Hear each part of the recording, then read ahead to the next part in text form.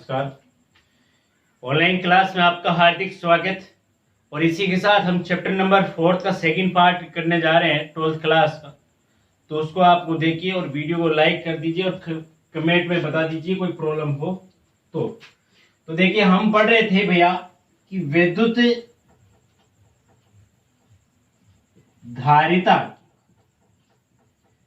धारिता की बात चल रही थी अपने। ठीक है, हमने इसमें क्या क्या पढ़ लिए थे। हमने चालक पदार्थ और विद्युत रोधी पदार्थों के बारे में कुछ बातें कर ली थी। साथ में हमने मुक्त इलेक्ट्रॉन और बंद इलेक्ट्रॉन के बारे में बातें हो चुकी थी। आज हम क्या पढ़ने जा रहे हैं उसको ध्यान से देखें। आज हम पढ़ने जा रहे हैं परावैद्युतांक या परावैद्युत पदार्थ व ध्रुवण। इस टॉपिक को आप ध्यान से देखो तो आपको यह लगेगा कि हम पढ़ चुके हैं सर। कि मैंने कहा था कि विद्युत रोधी जो पदार्थ है वही पदार्थ परावैद्युतांक पदार्थ कहलाते या परावैद्युत पदार्थ कहलाते। तो सर यहां अलग से पढ़ने का क्या मतलब हुआ, तो आप ध्यान से सुने। परावैद्युत पदार्थ का मतलब यही हुआ जो विद्युत का प्रभाव या जिसमें मुक्त रूप से आवेशों का प्रवाह संभव नहीं हो लेकिन वो विद्युत प्रभाव को प्रदर्शित कर सकता है। अर्थात यूं कहूं कि वह पदार्थ जिसमें से कोई आवेश का प्रवाह न हो सके लेकिन वह विद्युत क्षेत्र के प्रभाव को व्यक्त कर सके, अर्थात वो विद्युत क्षेत्र के प्रभाव को प्रदर्शित कर सके। अब आप कह रहे सर प्रवाहित नहीं होगा तो फिर कैसे होगा, तो वो हम इसमें देखेंगे किस हिसाब से होता है। तो हम लिखेंगे वे पदार्थ जिनमें आवेश का मुक्त प्रवाह संभव नहीं हो लेकिन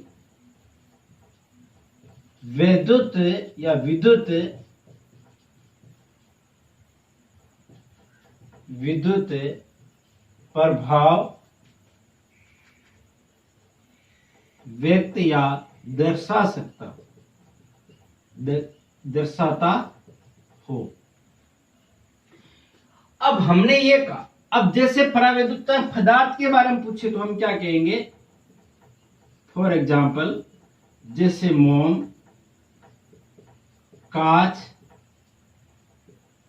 एबोनाइट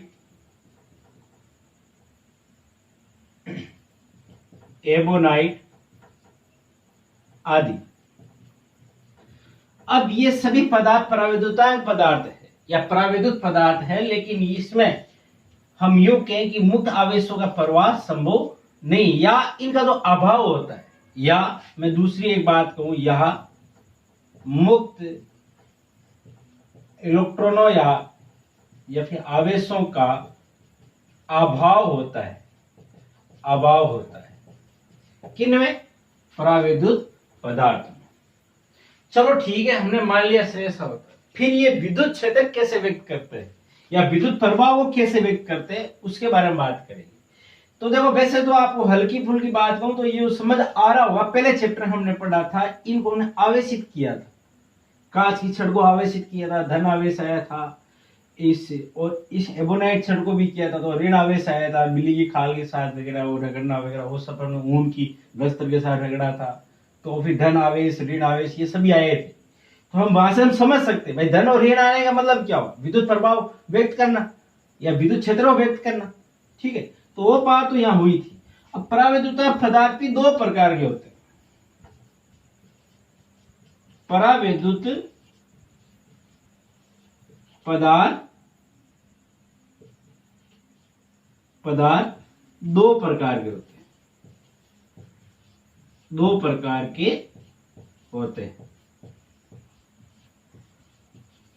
नंबर 1 ध्रुवीय परावैद्युत पदार्थ और दूसरा होता है अध्रुवीय अध्रुवीय परावैद्युत पदार्थ। अब बेसिकली आप देखा जाए तो ये आपके 12th या फिर 11th की बात करें तो केमिस्ट्री में है, ये केमिस्ट्री में है। अब मैं यहाँ इसका मीनिंग फिजिक्स में किस हिसाब से पढ़ेंगे वो बताऊंगा। वही सेम ही 12th में आप वो आंसर, ये आंसर 12th के या फिर केमिस्ट्री लिख सकते हो, जो केमिस्ट्री और फिजिक्स लिख सकते हो। लेकिन इसमें है क्या वो अपन देखेंगे। तो आपको हल्की सी बातें बताऊंगा, वो नॉर्मल सी, आपको इन दोनों परिभाषा कभी भी रटनी नहीं है, केवल याद रखने है, इसका नाम से याद रखेंगे। ध्रुवीय का मतलब आप ये सीधा चल के देखें कि ध्रुवीय का मतलब होता है जिसका P is not equal to 0, यानी जो आघूर्ण है वो नॉन जीरो होना चाहिए। और यहां अध्रुवीय का मतलब हो गया जिसका P कितना हो, 0, अर्थात जिसका P परिभाषित नहीं हो। यानी यूं कहूं कि सीधा कि जिनका P हो वो तो ध्रुवीय, जिनका P नहीं हो वो अध्रुवीय। बस इतना सा इसका अर्थ समझना है। अब हम इनको दोनों अलग अलग परिभाषित करके इनके फॉर एग्जाम्पल भी देख लेते हैं, ताकि आपको ये ध्यान में रहे कि है क्या। और एक टॉपिक अपना छूट रहा है, कौन सा, ध्रुवण, उसके बारे में बाद में बात करते हैं। पहले यहां आते हैं। तो आइए सबसे पहले हम बात करते हैं ध्रुवीय परावैद्युत पदार्थ। ध्रुवीय परावैद्युत पदार्थ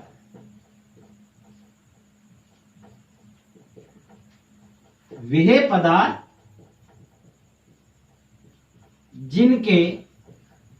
जिनके अणु के धन या धनायनों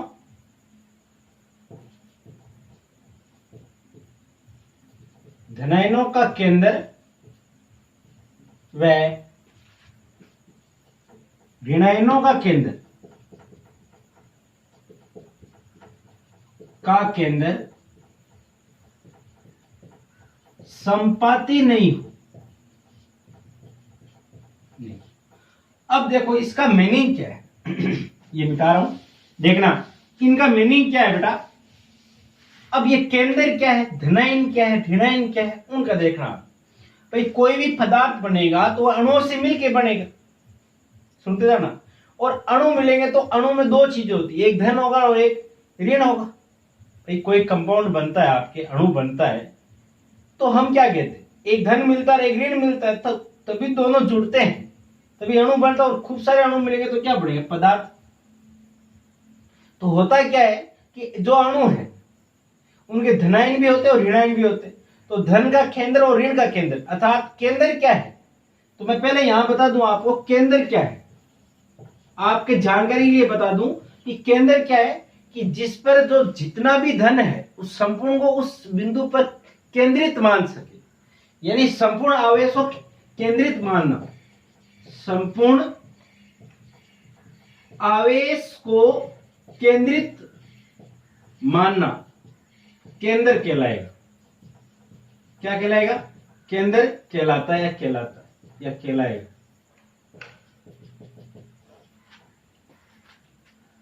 कहलाएगा।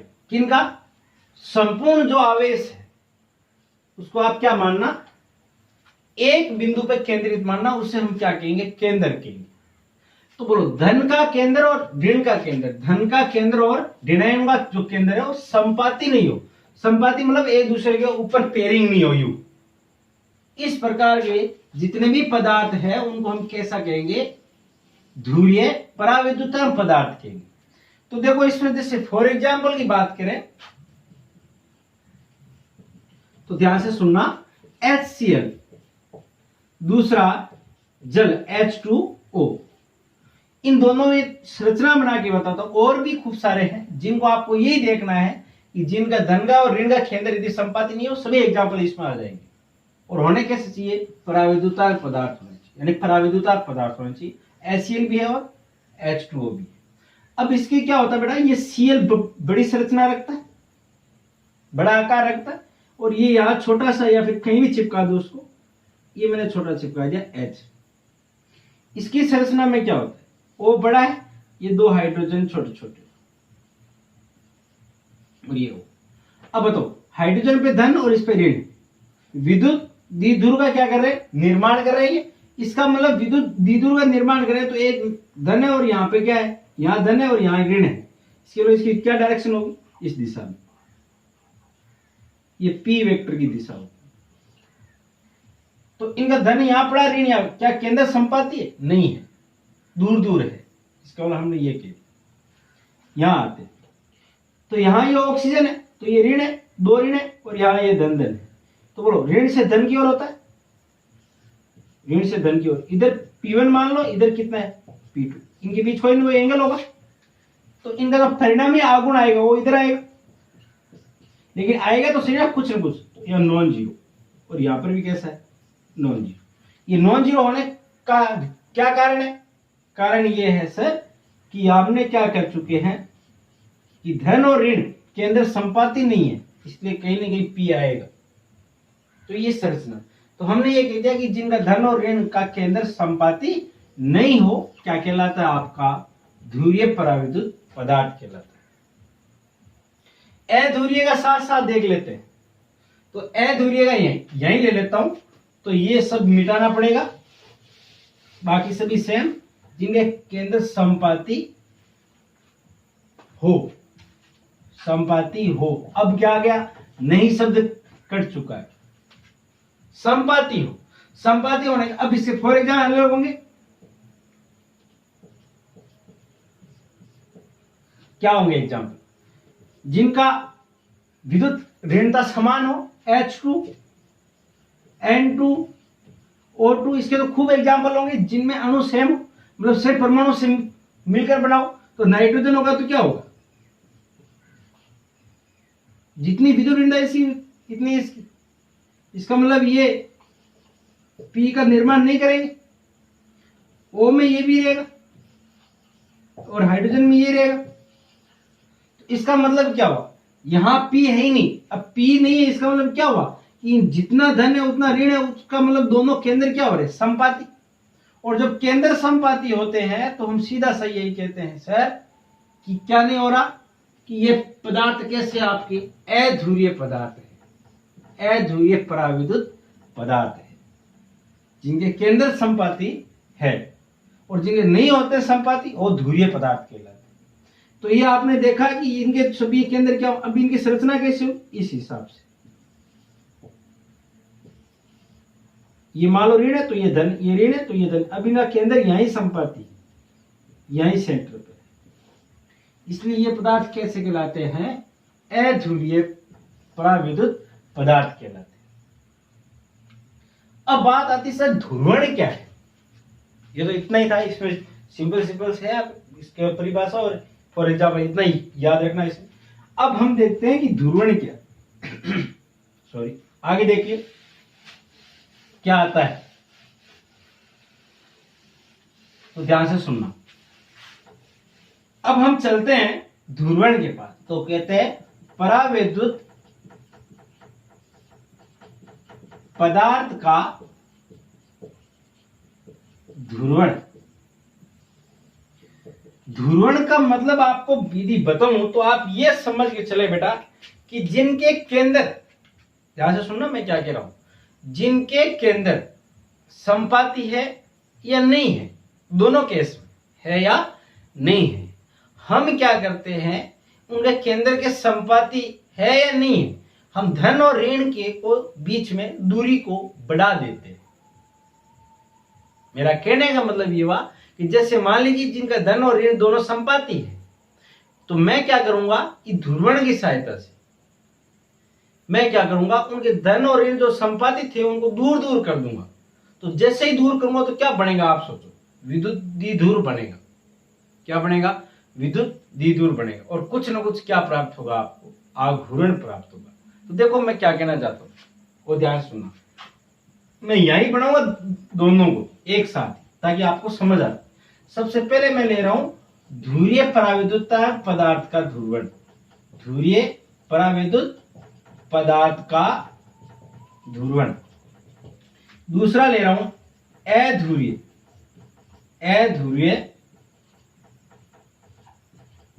परावैद्युत पदार्थ का ध्रुवण।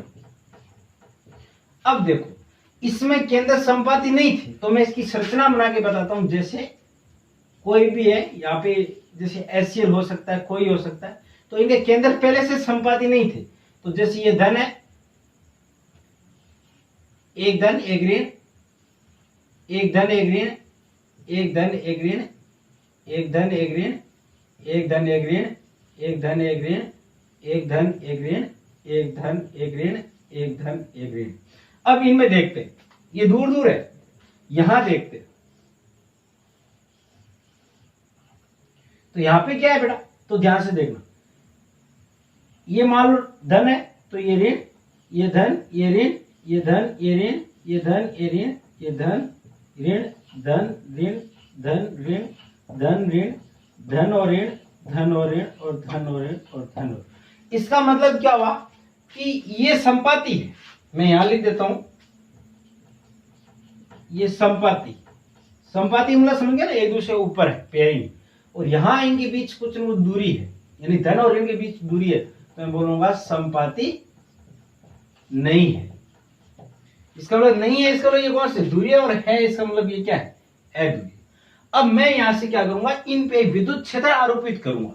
तो मैं बोलूंगा ध्रुवण किसे कहेंगे, पराविद्युत पदार्थ पर। मैं यहां इसकी परिभाषा लिख देता हूं पहले, पराविद्युत पदार्थ पर बाह्य विद्युत क्षेत्र आरोपित करके धन व ऋण के केंद्रों के बीच दूरी बढ़ाना, या यूं कहें, या पदार्थ को ध्रुवित करना ध्रुवण कहलाता है। यानी हम पराविद्युत पदार्थ लेंगे, उस पर बाह्य विद्युत क्षेत्र आरोपित करेंगे। क्या आरोपित करेंगे, बाह्य विद्युत क्षेत्र आरोपित करेंगे, और विद्युत क्षेत्र आरोपित करने के बाद यदि पदार्थ के धन और ऋण दूर दूर हो जाएंगे, और या उसे हम क्या कहेंगे कि पदार्थ क्या हो चुका है, ध्रुवित हो चुका है। अब देखो, अब हम यहाँ ये विद्युत क्षेत्र आरोपित करते हैं, तो हम कहते हैं जैसे हमने ये सेमी ले रहा हूं संरचना, इस दिशा में मैंने विद्युत क्षेत्र आरोपित किया, ई वेक्टर। तो बोलो बेटा ई वेक्टर का मतलब क्या हुआ, यहां धन और यहां ऋण। अब बताओ, आप बाकी सब छोड़ो, एक पे सोचो, बाकी सब में सेम होने वाला है। तो बोलो ये अपने पास ये धन है और ये ऋण है, तो हम क्या करेंगे, धन और ये ऋण है, तो हमारे पास ये धन है और ये ऋण है, यानी इधर ऋण है, इधर सब धन है। आप यो समझो, ये सभी धन है, ये सभी ऋण है। तो रियल में होगा क्या कि ये जैसे एक अणु है, उसके साथ सभी अणु वैसे होने वाले। तो इस अणु में होगा क्या, इसका जो इस अणु का जो ऋण है वो तो यहां रहेगा, धन है यहां आ जाएगा, इस रचना यूं बढ़ जाएगी, इसका ऋण इधर आ जाएगा, इसका धन इधर आ जाएगा, क्योंकि यहाँ पे आकर्षण लगेगा, और यहाँ पे अपने पास आ जाएगा ऋण, और यहाँ आ जाएगा धन। इधर ये ऋण, इधर धन, इधर ऋण, इधर धन, इधर ऋण, इधर धन। इनकी संरचना यूं बन जाएगी। यूं बनने का मतलब समझ आ रहा है आपको कि ये देखो, ये दूरियां बढ़ चुकी है इनके बीच। तो आगुण किधर होगा, इधर ही होगा, क्योंकि ये माइनस से प्लस आगुण होता है, आघूर्ण भी इधर हो जाएगा। तो यहां क्या हुआ, ई पैरेलल हो गया कौन, पी, आगुण बन गया। अब देखो इसमें आगुण है ही नहीं, इसमें आगुण कितना है, 0। कब है 0, जब विद्युत क्षेत्र नहीं है। लेकिन अब आरोपित करते हैं, आरोपित विद्युत क्षेत्र। अब इसकी संरचना कैसी बनेगी, तो यहां से देखना आप ध्यान से। इधर आरोपित कर दिया आपने ई वेक्टर, तो आप ये समझोगे ये धन है और ये सभी क्या है, ऋण। अब बताओ इसके अंदर ये बड़े वाला कौन था, धन था, और ये क्या था, ऋण था, जो भी था। तो हमें तो यही पता है कि यहां क्या होगा, ये ऋण आ जाएगा इधर, इधर धन आ जाएगा। देख के बताओ क्या इसमें धन ऋण दूर दूर होना शुरू हो गए? भाई पहले संपादित थे, अब क्या हो गए? विस्थापित हो चुके। तो मैं बोलूंगा धन व ऋण के केंद्र बाह्य वैद्युत क्षेत्र की उपस्थिति में विस्थापित हो चुके। क्या आपको नहीं लग रहा कि यहां से ये विस्थापित हो चुके? बिल्कुल लग रहा है सर। पहले ये दोनों संपादित थे, यहां कुछ संपादित थे, सॉरी विस्थापित थे पहले से, लेकिन वैद्युत क्षेत्र किया तो ज्यादा विस्थापित हो गए। लेकिन यहाँ बिल्कुल चिपके हुए थे, एक दूसरे पे पेयरिंग थे। तो हमने यहाँ देखा कि जैसे ही विद्युत क्षेत्र आरोपित किया तो आकर्षण और प्रतिकर्षण के कारण से यहाँ के धन और ऋण विस्थापित हो चुके और कुल मिलाकर क्या बना चुके हैं? P बन चुका है। यानी इसका अब P है वो नॉट इक्वल टू क्या आएगा? 0, जबकि यहाँ कितना आया था? 0। इसका मतलब पदार्थ क्या होता? पहले अध्रुवित था, अब विद्युत क्षेत्र की उपस्थिति के कारण यह पदार्थ ध्रुवित हो चुका है। मैं यहां लिख देता हूं, यह पदार्थ अध्रुवित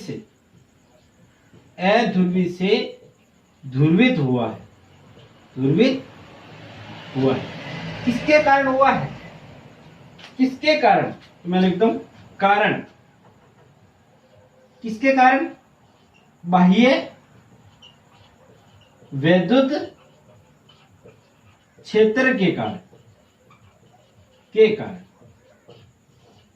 ठीक है, ये थी अपनी बातें मुख्य थे। अब हम एक छोटा सा एक पॉइंट आता है जो कि सिलेबस में है नहीं, लेकिन उसका छोटा सा पॉइंट है इसलिए बताना पड़ेगा। ध्रुवण सदिश। ध्रुवण सदिश क्या है कि आघूर्ण और यानी ध्रुवण सदिश विद्युत क्षेत्र की तीव्रता की क्या रहता है? संपाती। तो देखिए छोटी सी एडी है, एक लाइन की है। ध्रुवण सदिश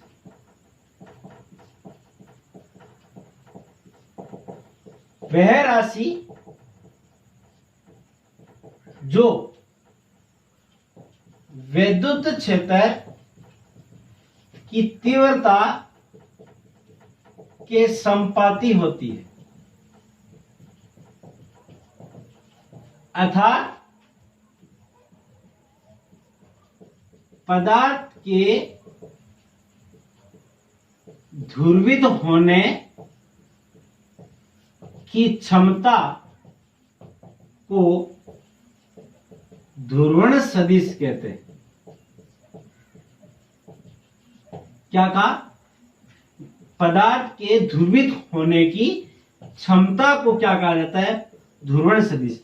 P सदिश समानुपाती E वेक्टर। ध्रुवण सदिश को किसे व्यक्त किया है? P से। ये कैपिटल P आपका। तो यहां पे हम क्या कहेंगे? P जब समानुपाती चिन्ह आता है तो काई आएगा, काई E, और ये आपका कैपिटल E वेक्टर। अब यार नई राशि आई आपकी काई E।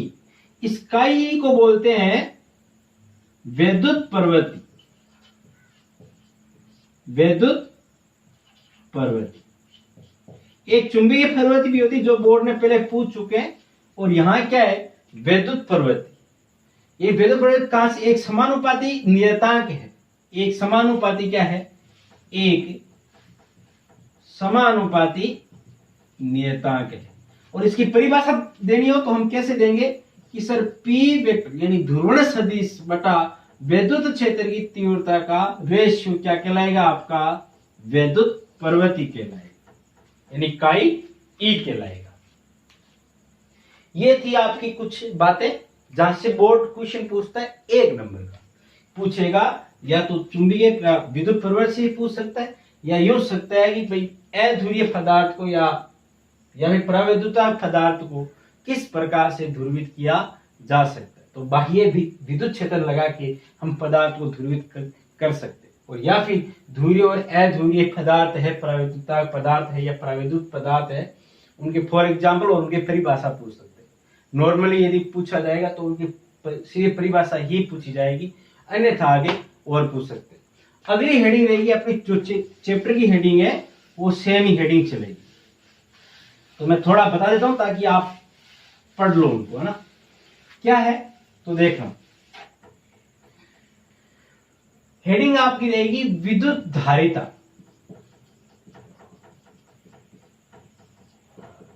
विद्युत या विद्युत धारिता, जिसको सी से व्यक्त करते हैं। अब है क्या ये?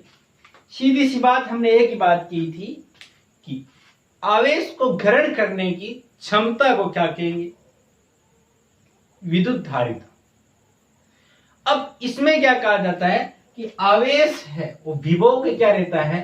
समानुपाती। अर्थात आवेश की मात्रा यानी विभव बढ़ेगा तो आवेश बढ़ेगा, तो Q बराबर C इंटू V। जब समानुपाती चिन्ह रहता है उसे कहा जाता है धारिता। इसे क्या कहा जाता है? धारिता। यानी धारिता के केस में याद रखना है कि Q समानुपाती V, यानी विभव बढ़ेगा तो आपको पता है विभव का फॉर्मूला क्या था? KQ/R, यानी Q बढ़ेगा तो यानी V बढ़ेगा। कब बढ़ेगा V? जब Q बढ़ेगा, या Q बढ़ेगा तब क्या बढ़ेगा? V। यानी ये V बढ़ेगा तो Q भी बढ़ेगा, Q बढ़ेगा तो V भी बढ़ेगा। एक साथ रूप से समानुपाती रूप से बढ़ना, और जब समानुपाती चिन्ह रहता है तो आता है C, और उसी C को बोला जाता है धारिता। उसके बाद हम आगे लंबी चौड़ी बातें तो अपन आगे करेंगे, लेकिन आपको याद इतना ये रखना है कि Q समानुपाती V। बाकी मिलते हैं नेक्स्ट क्लास में। वीडियो को लाइक और शेयर कर देना, चैनल को सब्सक्राइब करके बेल आइकन को दबा देना। थैंक यू, मिलते हैं नेक्स्ट क्लास।